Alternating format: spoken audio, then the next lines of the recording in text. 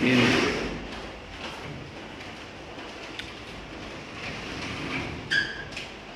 Entonces vamos a comenzar nuestra reunión de matrimonios este día. Vamos a dar un tema extraordinario a lo que venía viendo. El tema de esta tarde se titula El amor es sufrido. ¿Okay? El amor es sufrido. 1 Corintios capítulo 13 verso 4. 1 Corintios capítulo 13 verso 4. Dice ahí: el amor es sufrido, es benigno, el amor no tiene envidia, el amor no es jactancioso, no se envanece. Bien. Cuando nos remontamos a la creación, en este caso el Génesis, que Dios creó al hombre y a la mujer y les dio parte de su imagen, Dios los hizo a su imagen y semejanza. Con esto queremos decir que parte de lo que somos como amorosos, misericordiosos, compasivos, que somos esa parte de tener creatividad, de tener esa parte de hacer grandes cosas o grandes construcciones, viene de parte de Dios. ¿Okay? O sea, esa es la parte de la imagen que Dios nos ha puesto. Pero cuando entró el pecado, esa parte murió. No por completo, pero sí murió. Entonces, desde ese momento, muchos dicen: es que estoy buscando la pareja perfecta. Y eso nunca va a ser. Desde que entró el pecado, no hay parejas perfectas. No hay matrimonios perfectos, no hay, vamos a ponerlo así, lo que dicen, ni media naranja. Eso va a ser con el tiempo, pero no es que lo encontremos. Entonces, una de la parte del amor de Dios o parte de la imagen de Dios en nosotros es el amor. Ahora, aquí la palabra amor o el amor es sufrido viene de una palabra macrotumeo, que significa que es un hombre o una mujer que es paciente, que tarda en responder. No significa que es una persona que sea masoquista, no, sino es una persona que sabe soportar, que es una persona que tiene un carácter largo, que eso implica que soporte muchas cosas. Ahora, sabemos que el matrimonio es para toda la vida, entonces eso es algo largo. Eso es algo largo, sean 10 años, 20 años, 30 años, es algo largo que tenemos que soportar muchas cosas. ¿Ok? Tenemos que soportar muchas cosas. No quiere decir que alguno de los dos no tenga ciertos días de enojo o ciertas cosas que lo hacen salirse de sus casillas. No quiere decir eso. Pero sí se requiere que esto, o que una persona, un hombre, una mujer que está haciendo o que tiene esta parte de paciencia, es que está siendo capacitado en ciertas áreas de su carácter. Ahora, no todos tenemos eso, o ninguno casi tiene esto. Lo que sí tenemos cuando venimos con lo que traemos de fábrica, vamos a ponerlo así por nacimiento, es que lo que traemos es que somos impacientes, somos enojones, somos gentes que explotan y que actúan en ese enojo, y obviamente actuamos en ciertas cosas que pues obviamente nos traen consecuencias muy, muy feas. ¿Okay? Entonces vamos a comenzar ahí desde el versículo 1 para empezar a ver qué es lo que Dios quiere decirnos e ir poco a poco. Dice ahí versículo 1, 1 Corintios 13:1: si yo hablase lenguas humanas y angélicas y no tengo amor, vengo a ser como metal que resuena o címbalo que retiñe. Podríamos decirlo de esta manera: si yo hablase muy bonito, yo le hablase muy bonito a una persona y le dijere muchos poemas y hablase en muchos cierto tipo de lenguajes poéticos, pero si no tengo amor, todo eso que yo hablo, ¿qué? No tiene sentido. Pablo utiliza aquí una hipérbole para dar ejemplo de lo que hoy todo hombre se jacta, de lo que todo hombre presume. Cuando en una iglesia hay dones pero no hay amor, entonces eso va a encaminar al egoísmo. Y si hay matrimonios, tal vez el matrimonio empezó bien y empezó por una parte de que ambos se querían, ambos se gustaban. Pero el matrimonio debemos entender lo que es un taller donde nuestro carácter va a ser formado. Eso es lo que muchos no entendemos. No vamos al matrimonio por ser ya los más capacitados o los más capaces o que comprendamos muchas cosas. No. De hecho, dentro del matrimonio nos vamos a dar cuenta que para muchas cosas tenemos mucho desconocimiento, tenemos mucha falta de conocimiento. O sea, podremos saber muchos principios y podremos haber leído muchas cosas, pero cuando estamos ya dentro, nos vamos a dar cuenta que hay muchas cosas que desconocemos. Es mejor tener amor y obedecer que hablar en lenguas. O sea, es mejor ser pacientes, hermanos, es mejor tener un carácter que sepamos dominar que el hablar tal vez muchos poemas. Y eso es algo interesante porque a la mujer se le gana por esa parte. Dicen, al hombre se le gana por el estómago, pero a la mujer se le gana por el oído, ¿no? O sea, si le hablas, hay hombres que tal vez no sean muy agraciados físicamente, pero dicen verbo mata carita, ¿no? Y es verdad a veces. O sea, el hombre que sabe hablar muy bien, tal vez no sea muy agraciado, pero como sabe hablar muy bien, sabe envolver a la mujer pues le doy una oportunidad. Pero ¿de qué sirve todo ese hablar bien si no hay qué? Amor. O sea, cuando ya de verdad lo empiezas a conocer, te das cuenta que no tiene caso que hable muy bonito si no es un hombre, que no se domine. 1 Corintios 13:2 dice, y si tuviese profecía y entendiese todos los misterios y toda ciencia, y si tuviese toda la fe, de tal manera que trasladase los montes y no tengo amor, nada soy. Es decir, ¿de qué sirve un hombre, una mujer muy preparado? No estoy diciendo que eso no sea algo importante. Es obvio que sí. O sea, en este mundo vivimos en un mundo donde el papelito habla, ¿no? Donde la preparación es importante. Pero dentro de un ámbito familiar, hermanos, no quiere decir que porque él sea un abogado exitoso, o porque él sea un ingeniero exitoso, o porque él tenga un doctorado en tal cosa, mi matrimonio va a ser exitoso. No lo asegura. Eso es lo que quiere decir. O sea, si yo hablase profecía, si yo entendiese todos los misterios y toda ciencia, o sea, que fuera una persona bien preparada, que tuviese mucho conocimiento, entendiese muchas cosas, entendiese muchas ecuaciones, muchas matemáticas, todo lo que tú quieras, pero si eso no me va a servir en el matrimonio, si no tengo dominio, si no tengo paciencia.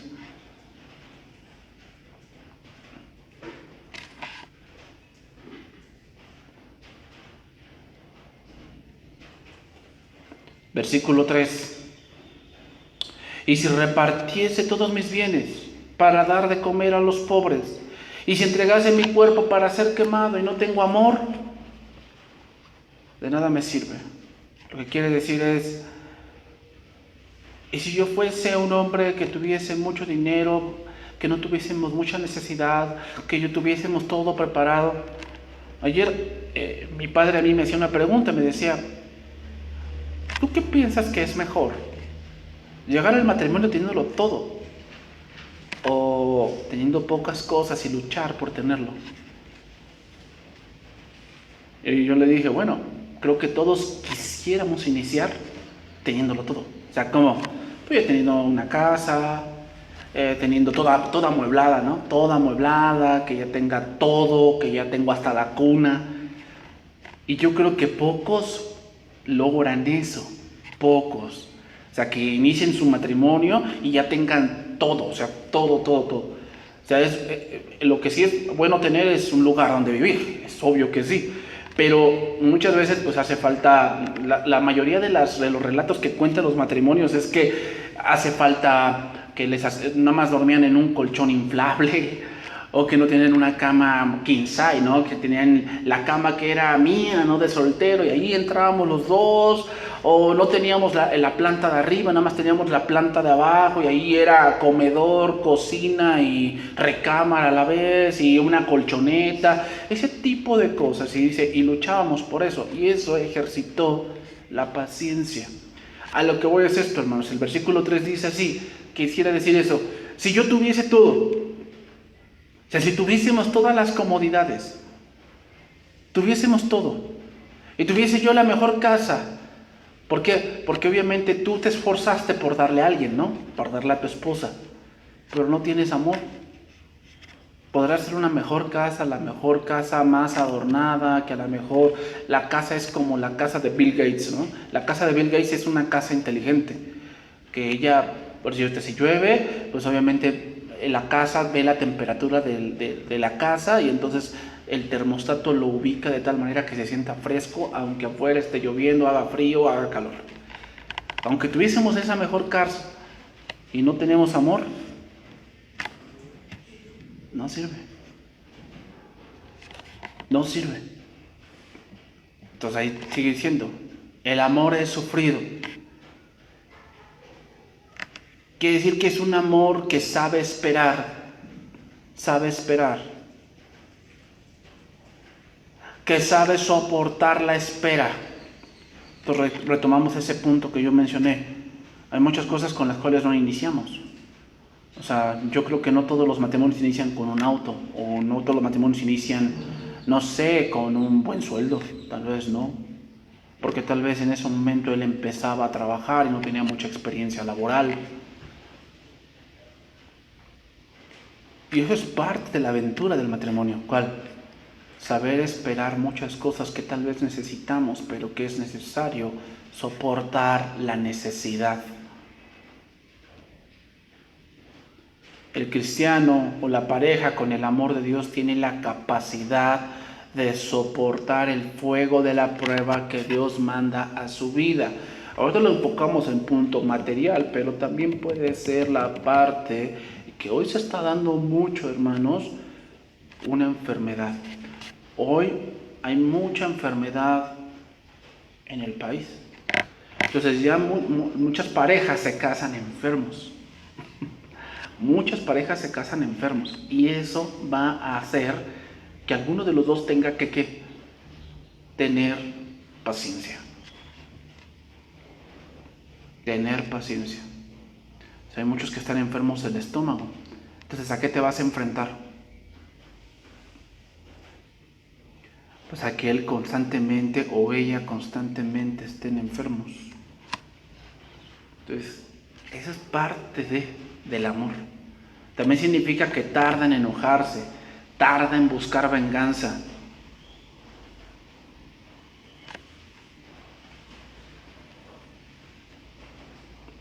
El amor eros, que es el amor erótico, es el amor que todo el mundo predica. El amor eros es aquel amor que se basa en lo físico, que se basa en si tú lo que tienes es lo que vales. El amor eros es la comodidad, pero el amor ágape va más allá. El amor ágape no busca el divorcio, busca el perdón. Por eso es sufrido.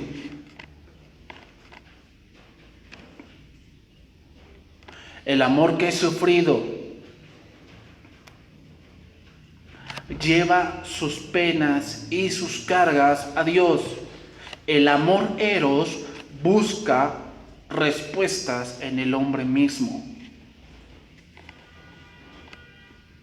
No estoy diciendo que no llevemos o que no hablemos nuestros problemas con alguien, pero el primero que debemos llevar nuestro problema es a Dios, porque Él es el que cambia el corazón.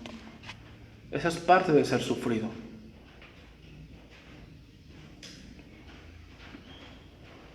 El amor sufrido es aquel que sabe servir a pesar de la condición adversa.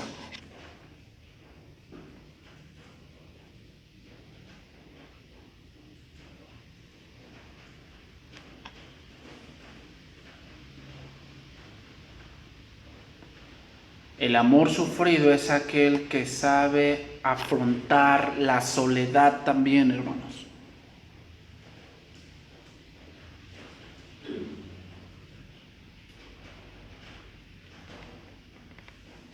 Entonces, ¿qué quiere decir alguien que tiene el amor sufrido? Que nunca se enoja, sí se enoja, pero siempre va a buscar no destruir. Ese es el punto del enojo. Por eso dice la palabra que no se ponga el sol sobre nuestro enojo. Vamos a ver un ejemplo de esto. Números 14:12. Números 14:12.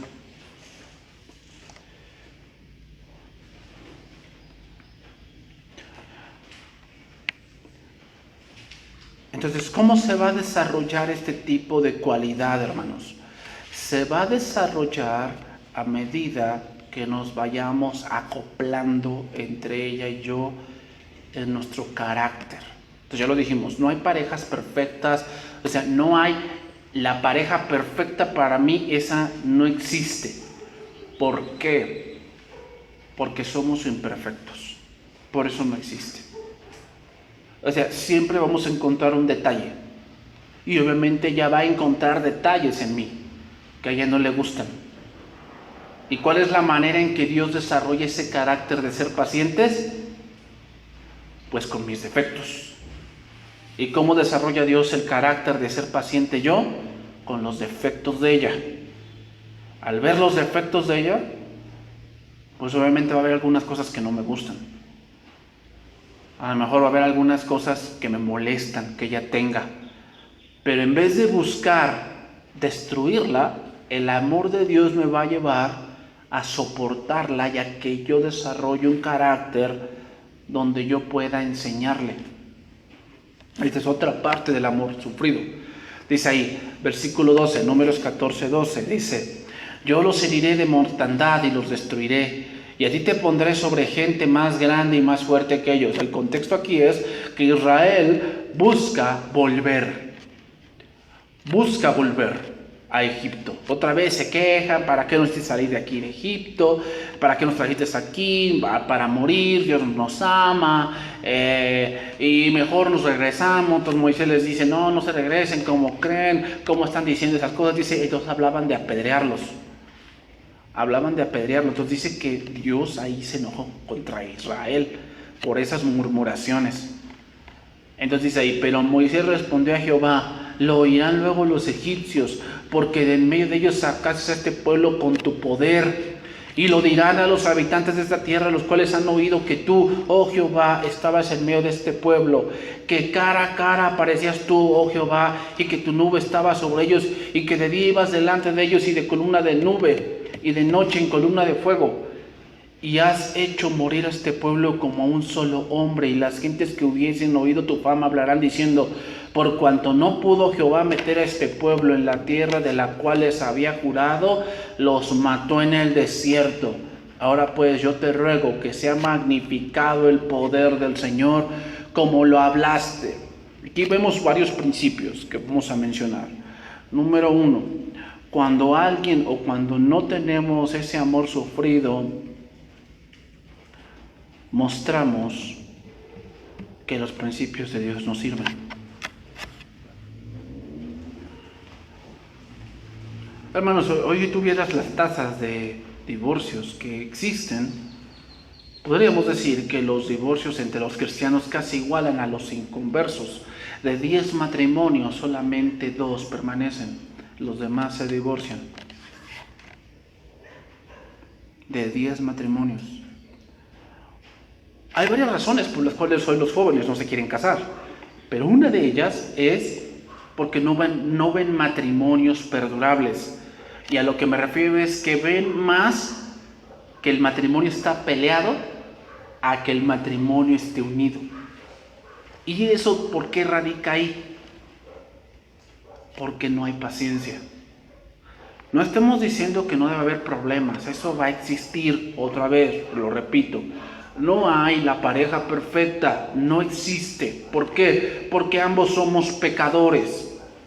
Pero una de las razones por las cuales muchos jóvenes no se quieren casar es porque dicen: yo no quiero tener problemas. No se dan cuenta que problemas tenemos todos. El punto es que en los matrimonios no ven la parte de la paciencia en que él o ella soporten el carácter o soporten las debilidades de él o ella. ¿Por qué es más difícil? O sea, viene otra pregunta. ¿Por qué es más difícil que una persona de más edad se case que un joven? Porque una persona de más edad ya se da cuenta de esas cosas. Una persona de unos 20 años, 22 años, no se fija tanto en cómo es él o cómo es ella, casi no se da cuenta hasta que se casa. Pero ya una persona más grande ya se da cuenta. O sea, ya cuando una persona tiene 40 años, pues ya no se casa tan fácilmente por lo bonita que está, sino se casa, ya la piensa por cómo es ella o cómo es él. Y ahí tiene que radicar esa parte del amor. El amor es sufrido. Sigue diciendo ahí, segunda cosa que vemos aquí, segundo principio. Cuando practicamos el amor sufrido, es decir, que soportamos, que tenemos paciencia, cuando practicamos eso, el nombre de Dios es magnificado.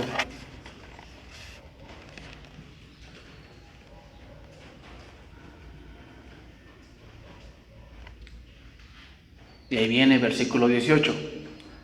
Jehová, tardo para la ira y grande en misericordia, que perdona la iniquidad y la rebelión, aunque de ningún modo tendrá por inocente al culpable. Ahí vemos el principio del amor sufrido.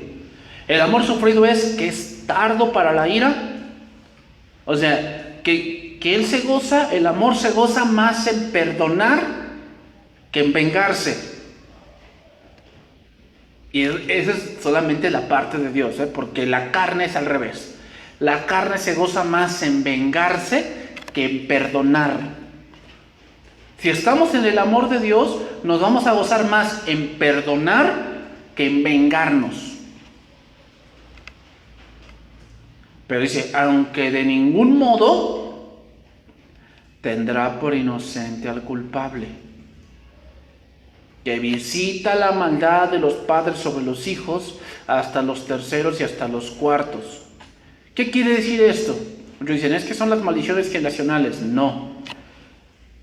Recuerden Romanos 1, que dice Dios de los hombres, dice, y cambiaron la verdad por la mentira, por lo cual, dice, Dios los entregó.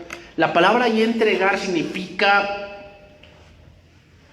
Es como cuando tú ves una calle muy transitada por muchos autos, ves esas calles que están en la Ciudad de México, que son grandes, son de 5 carriles o de 4 carriles y pasa mucho auto. ¿Dejarías que tu hijo pase solo, o sea, que se vaya solo? No, o sea, tú irías con él. Pero la palabra entregar significa dejar solo. Es decir, ese es un juicio de Dios, decir, mira, ¿quieres hacer eso? Hazlo. Pero en lo que tú vas a hacer, vas a recibir tu castigo. Eso quiere decir, la idea es como que está pasando muchos autos y tú dices a tu hijo, pues vete solo. Tú sabiendo que no tiene la capacidad para pasar, pero lo dejas solo. ¿Y qué es lo que probablemente ocurra? Que sea atropellado y tal vez muerto. Ese es el punto ahí. Cuando dice que visita la maldad de los padres sobre los hijos, da la idea como que Dios te deja solo y esa desobediencia repercute muchas veces hasta en nuestros hijos. ¿Por qué? Porque en un divorcio no solamente son los padres los que hacen ese papeleo o pasan por ese momento amargo, también los hijos salen afectados. Y los nietos pues también. ¿Por qué? Porque está también las estadísticas que los hijos que son de matrimonios de divorcio tienden a buscar un encuentro sexual más tempranamente. Es decir, pues a lo mejor tú puedes tener un nieto cuando tu hija o tu hijo tienen apenas 15 o 17 años. Y eso ya afectó, pero todo ¿dónde empezó? por la impaciencia que hubo dentro del matrimonio. Dice, y perdona ahora la iniquidad de este pueblo según la grandeza de tu misericordia, y como has perdonado a este pueblo desde Egipto hasta aquí. Entonces Jehová dijo, yo lo he perdonado conforme a tu dicho, mas tan ciertamente como vivo yo y mi gloria llena toda la tierra, todos los que vieron mi gloria y mis señales que he hecho en Egipto y en el desierto, y me han tentado ya 10 veces y no han oído mi voz, no verán la tierra de la cual juré a sus padres. No, ninguno de los que me han irritado la verá. Punto número 3. Cuando no tenemos el amor sufrido, hermanos, vamos a perder bendiciones. Vamos a perder bendiciones. Porque si hay algo que detiene la bendición de Dios a mi vida, es el rencor. El rencor detiene la bendición a mi vida. Obviamente el amor que he sufrido no va a permitir eso. O sea, no va a permitir que surja un rencor contra mi esposo o contra mi esposa a pesar de lo que él hace o de lo que ella hace. Porque obviamente Dios me está ejercitando, pero obviamente en vez de buscar el rencor tendremos que hablar. Pero Dios jamás va a aceptar que tú busques el rencor en tu corazón, porque eso es lo contrario al amor sufrido. Dios sufrió su incredulidad, sufrió su rebeldía de Israel, sufrió sus muchas murmuraciones y estuvo disgustado con ellos, pero jamás los dejó sin maná. O sea, a pesar de que Dios aquí dijo que no entrarían a la tierra prometida, les siguió proveyendo alimento. Les siguió proveyendo agua. Les siguió proveyendo sombra. Jamás faltó a su promesa. O sea, el amor sufrido me tiene que llevar al punto de honrar el pacto que yo hice. ¿Con quién? Con ella o con él en el altar.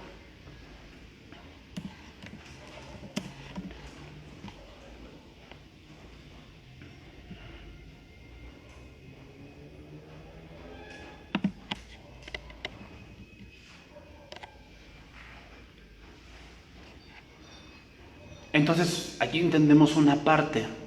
¿Por qué alguien peca y no le pasa nada al momento? Porque Dios es paciente. No es porque Dios no lo vea, es porque Dios es paciente. Dios espera, Dios aguarda a que por medio de su misericordia nosotros nos arrepintamos, pero ciertamente tarde o temprano tu pecado te alcanzará.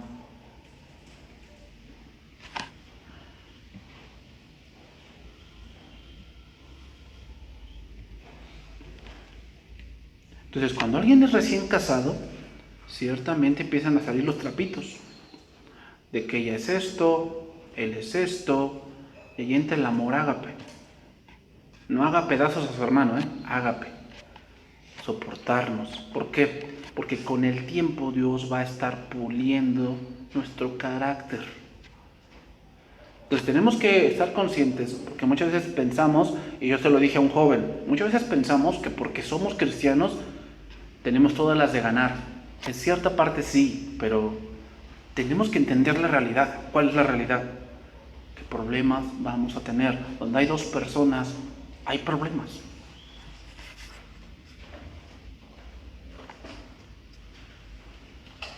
Donde hay dos personas, hay problemas. Y eso tenemos que entenderlo, que así es. El amor es sufrido. Significa que ese amor nos va a llevar a ver las cualidades que ella tiene o que él tiene y no tanto sus errores. Porque estamos llenos de errores, ¿no? Y dice el dicho, ¿quieres saber tus errores o tus defectos? Cásate. Hermanos, es más fácil amar cuando la gente se presta para que se le ame. Es muy fácil eso. Pero qué difícil es amar cuando nos lastiman o nos atacan de una manera u otra.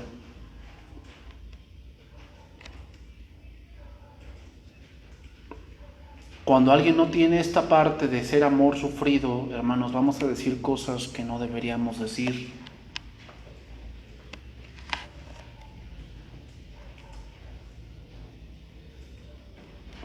Una de las cosas que hace la paciencia dentro de esta parte es la reflexión. Es muy importante, hermanos, reflexionar, pensar antes de actuar. Es muy importante. Es muy importante pensar antes de actuar.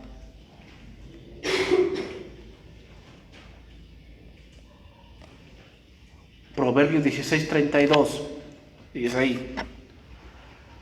Proverbios 16:32. Mejor es el que tarda en airarse que el fuerte, y el que se enseñorea de su espíritu que el que toma una ciudad.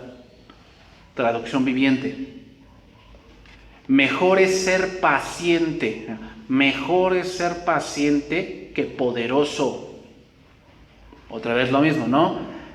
Si yo tuviese todo el dinero y diese a los pobres y tuviese muchas posesiones y no tengo amor, por eso dice, mejor es ser paciente que poderoso.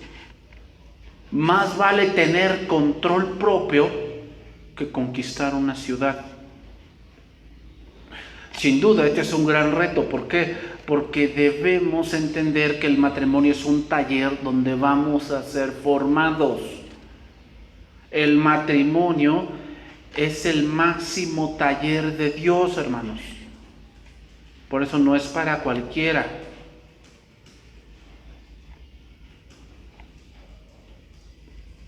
El matrimonio es como el taller más fuerte donde una persona es formada y donde una persona es forzada a cambiar muchas áreas de su vida. Es forzada. Y lo hace ¿por qué? Por amor. Cambia muchas cosas. Por amor. Va a cambiar. Si quiere el amor de Dios. Por eso, hermanos, un matrimonio entre un cristiano y uno del mundo no va a funcionar. ¿Por qué? Porque él no va a cambiar. Porque no tiene el amor de Dios, no tiene algo que lo impulse a cambiar. Por eso es 100% o a lo mejor un 80%, 99.99% probable que fracasen. ¿Por qué? Porque tal vez ella cambie porque es cristiana, o tal vez él cambie porque es cristiano, y porque el Espíritu lo redarguye, y a lo mejor se enojó y hizo algo malo, y el Espíritu de Dios lo redarguye, pero a él ¿quién lo redarguye? ¿A ella quién lo redarguye? De que debe sufrir el agravio, de que debe soportarlo, de que debe amarlo porque ella lo eligió, porque él la eligió. ¿Quién lo redarguye de eso? Nadie.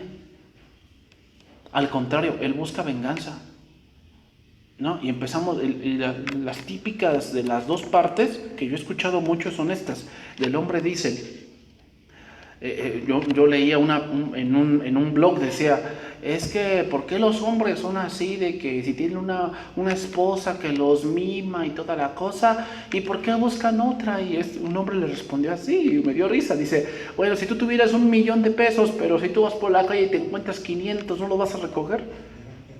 Fíjate el razonamiento que dice. Fíjate el razonamiento que dicen, ¿no? Entonces, si dices, no, pues sí, no, todos dicen, no, pues sí. A ver, espérate, o sea, una persona no es dinero, para empezar, ¿no? Pero ese es un amor eros, que le das un valor, obviamente, terrenal. Cuando vas al valor ágape, vas a ver un valor más allá. Pero obviamente el amor ágape va a ser como José, ¿no? ¿Cómo haría yo este grande mal y pecaría contra Dios? Es otro punto importante. El dominio propio, hermanos, es superior a la conquista.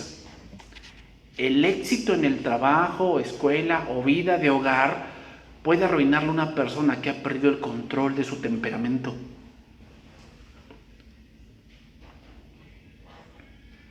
Muchos dicen, no, tú tienes muchas cualidades, pero tu temperamento te cierra las puertas. Eso es lo mismo. Muchas veces hay hombres o hay mujeres que tienen muchas virtudes y que van al matrimonio y de verdad son buenos hombres. Y hasta las mismas personas de afuera lo dicen, ¿no? Ay, no, tú tienes un buen esposo, trabaja mucho, te ve por ti. Pero dicen solamente la cuchara sabe lo que tiene la olla, ¿no? Dicen, no, sí, sí es un buen trabajador, pero si vieras cómo me habla, si vieras cómo me trata. No, o al revés, ¿no? Dicen, no, ahí tú tienes una mujer, una esposa de verdad que sabe muchos guisos, de verdad sabe cocinar muy bien. Y el hombre dice, sí, de verdad, sabe muy rica su comida, pero si vieras cómo me sirve, con qué modo, con qué manera lo hace. No, o sea, ¿de qué sirve tener todas esas cualidades? Así que, si la parte del carácter, pues no. Una gran victoria personal, hermanos, es controlar el temperamento. Cuando veamos, hermanos, cuando veamos que amamos más a nuestro esposo o a nuestra esposa porque lo soportamos, estamos viendo que en nuestra vida y en nuestro matrimonio hay un gran avance. Hay un gran avance. Entonces, ¿cómo puedo ver que he avanzado en el matrimonio? ¿Cómo es mi temperamento? ¿Cómo es mi temperamento? ¿Sigue siendo el mismo? ¿Arrebatado? ¿Que me vale? ¿Que no está enferma y le digo que se pare porque se está haciendo? ¿O ya soy más crítico? O sea, soy más de que, a ver, o sea, muchas veces hay hombres que no se han preocupado, que piensan que que las mujeres son como ellos, ¿no? Como es que pues, a mí yo no me duele nada. O bueno, así está lloviendo, yo me salgo y me mojo. Bueno, a lo mejor así pensamos, pero ya más adelante empiezas a comprender que tu esposa no es como tú. ¿No? Que a lo mejor a tu esposa, pues, precisamente esos días pues, les causa nostalgia porque, no sé. Por si yo conozco una mujer que le da nostalgia a la Navidad. Porque dice que siempre en Navidad ella añoraba que llegara su padre y nunca llegó. Entonces cada vez que es Navidad, llora. Llora. ¿Por qué? Algo que tiene la mujer es que es muy sentimental. Esas sí son las mujeres. Lloran por todo. El hombre no es así. El hombre es un poquito más duro. Y esas cosas como que dicen, ay, no seas sangrona, ay, no seas niña, ¿no? Pero bueno, ¿cómo sabemos que hemos avanzado en el matrimonio? ¿Cómo soy con ella? ¿Entiendo más cómo es ella? ¿Sabes cómo se pone cuando le llegan lo de cada mes? ¿Sabes cómo se pone? Esa es parte de avanzar. Porque sabes que a lo mejor hay mujeres que a lo mejor no les causa problema y siguen con su vida, pero hay mujeres que sí se caen en cama. El problema con ese tipo de hombres es que, ¿saben a quién toman como punto de referencia? A su mamá. Entonces dicen, es que mi mamá nunca se caía, entonces tú no te caes. No, a ver, tienes que entender que pues, son distintas. Son distintas. Y el hecho de que tu mamá pues, no le pasara nada, pues, no quiere decir que ella tampoco. Entonces, cuando sintamos que estamos a punto de explotar o de perder el control, cuando sintamos que estamos a punto de explotar o de perder el control, debemos recordar y reflexionar que perder el control puede causar una pérdida de lo que más queremos.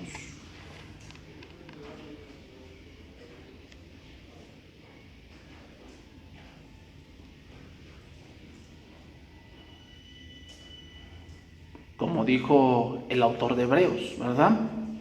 No seáis como Esaú, que vendió su primogenitura por un plato de lentejas. Y esto no solamente se aplica en el punto de soportarla a ella, implica que también hay tentaciones donde tenemos que ser pacientes y soportar. ¿Por qué? Porque perder el control tal vez en una baja pasión puede hacer que perdamos lo que más queremos.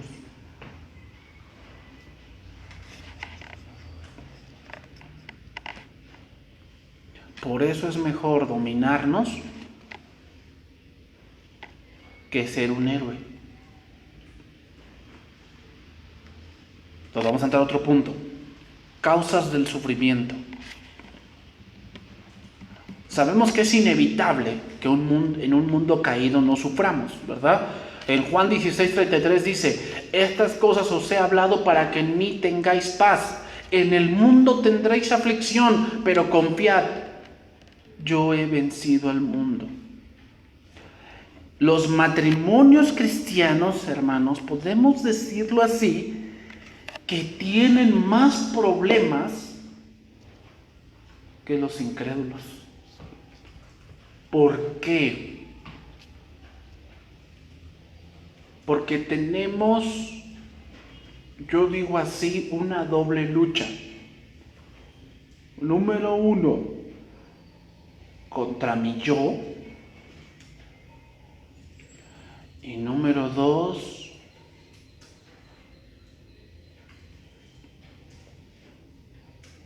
contra el pecado de mi cónyuge. Y me refiero al pecado que habita en él. ¿Ok? Lo voy a leer así, Romanos 6:1. ¿Qué pues diremos? ¿Perseveraremos en el pecado para que la gracia abunde? En ninguna manera. Porque los que hemos muerto al pecado, ¿cómo viviremos aún en él?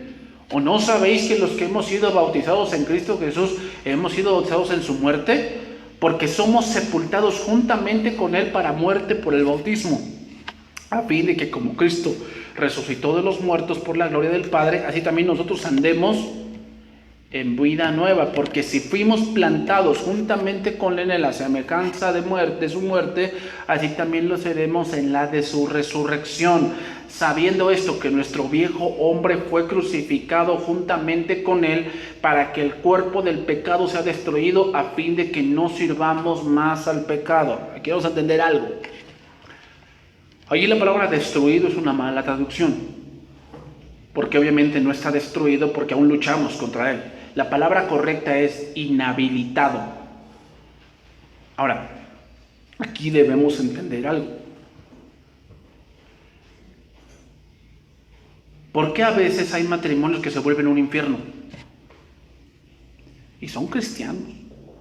O sea, no lo vamos a negar. Hay matrimonios cristianos que se vuelven un infierno. ¿Por qué? Porque el cuerpo del pecado está inhabilitado, pero aún quiere surgir para llevarnos a esclavitud. La manera de evitar que eso ocurra es el estudio constante de la Biblia.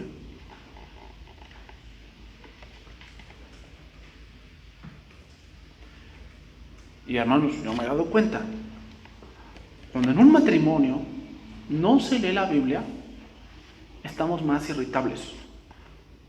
Estamos más irritables. Algo pasa, pero como que tendemos a enojarnos más rápido. De que no estamos así escudriñando la Biblia, o sea, no estamos teniendo un estudio constante de un versículo, de que no leímos nada en el día, estamos más irritables. Y cosas así como que dices, ay, nada más te eché un chascarrillo, nada más te hice una bromita, y esa bromita hace que explote, ¡pum! Y se crea un gran problema dentro del matrimonio, que tal vez si estuviese en el espíritu, no pasaría. Esa es la parte, dice ahí, porque si fuimos plantados, ¿qué requiere una planta? Sol, agua, nutrientes de la tierra. Entonces, nosotros somos como una planta. Nuestro matrimonio es como una planta. ¿Con qué debe ser regada? Pues con el agua de la palabra. Si no la estamos regando con el agua de la palabra, ¿cómo se pone la tierra? Dura. Entonces, como está dura, la planta no puede echar raíces, porque está dura. Y entonces nos empezamos a ver como enemigos. Ya no podemos, el punto del amor se alimenta de la palabra. Si no hay palabra, el amor no puede ser practicado.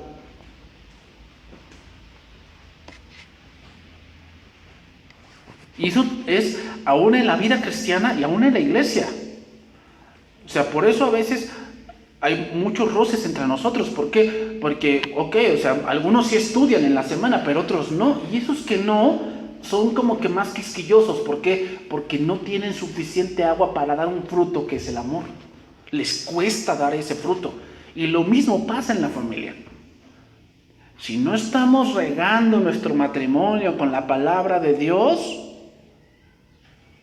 tú vas a ver que por eso es que muchos matrimonios el día domingo vienen, pero vienen peleados. ¿Por qué? Porque el único día que toman la Biblia es el domingo.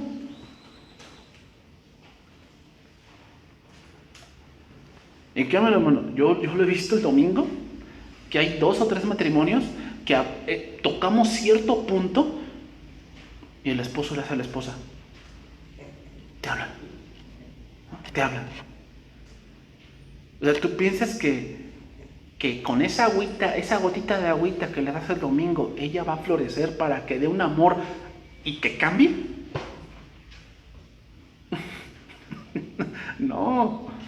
¿Te das cuenta por qué surge el problema? Porque tenemos pecado, o sea, todavía somos carne. Y si no tenemos el Espíritu de Dios alimentado, ¿qué va a prevalecer?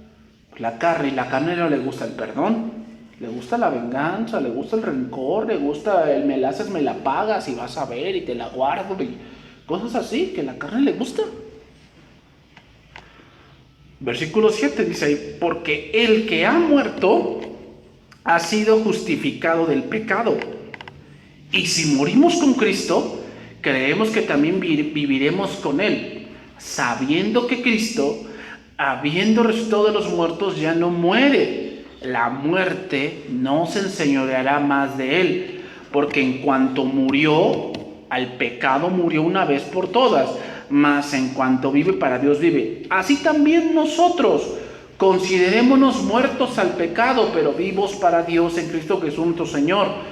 No reine pues el pecado en vuestro cuerpo mortal. A ver, si Pablo ya dijo que ya fue destruido, ¿por qué sigue diciendo no reine pues? De modo, dice, que lo obedezcáis en sus concupiscencias. O sea, hay una lucha ahí. Y esa lucha se va en el matrimonio. O sea, se ve que yo tengo mis luchas, ella tiene sus luchas, y entonces esas dos luchas chocan. ¿Cómo hacer que en esa lucha no haya tanto roce o no haya tanto un problema tanto que nos lleva al divorcio? ¿Cómo hacerlo?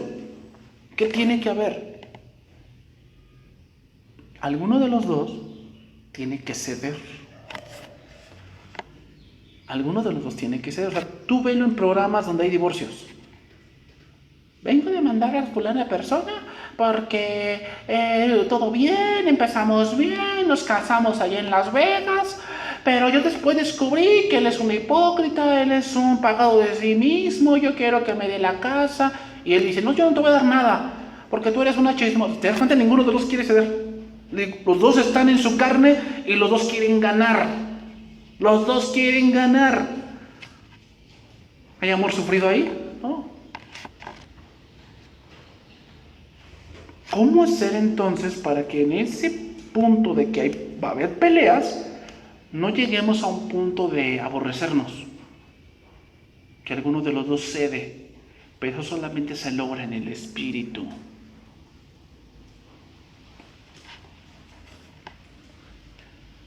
Pero si yo no me estoy alimentando de la palabra, yo no voy a ceder.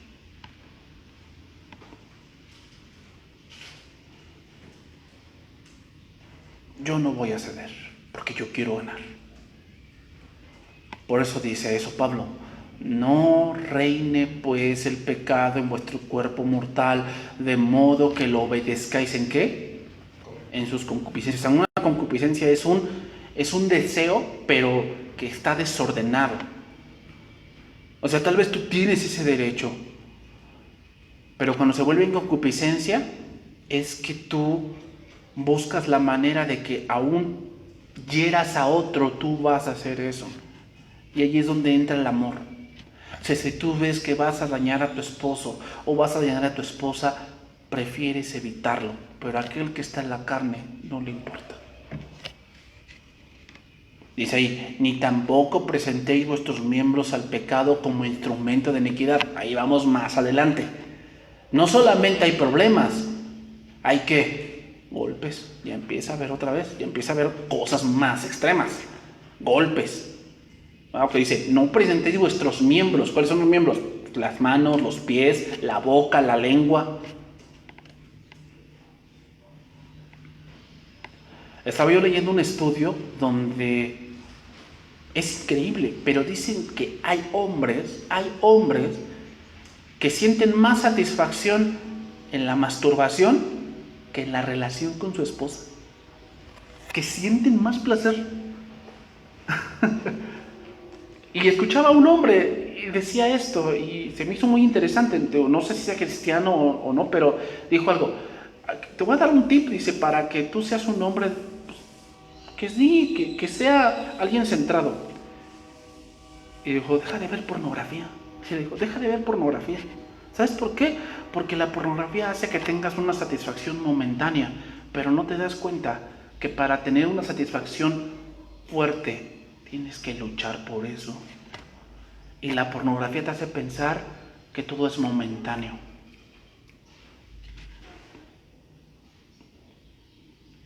Entonces, ¿qué pasa? Podemos entrar a este punto. Hay peleas, ¿y qué hace el hombre?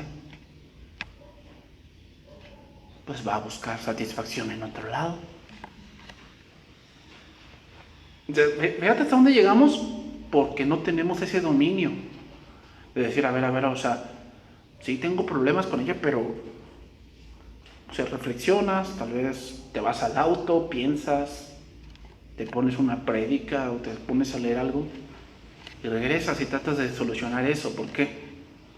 Porque entiendes que es parte de ti. Dice ahí, sino presentaos vosotros mismos a Dios como vivos entre los muertos y vuestros miembros a Dios como miembros de justicia, porque el pecado no se enseñoreará de vosotros, pues no estáis bajo la ley, sino bajo la gracia.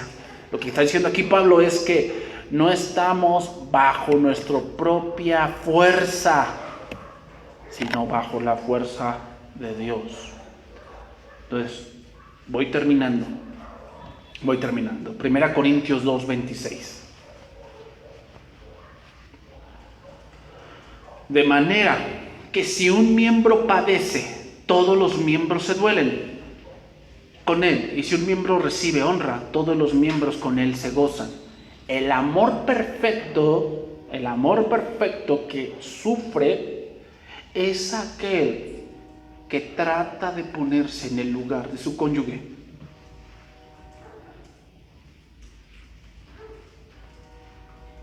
Ahí entendemos que nuestro amor está madurando. ¿Cuándo? Cuando lo que le duele a ella me duele a mí.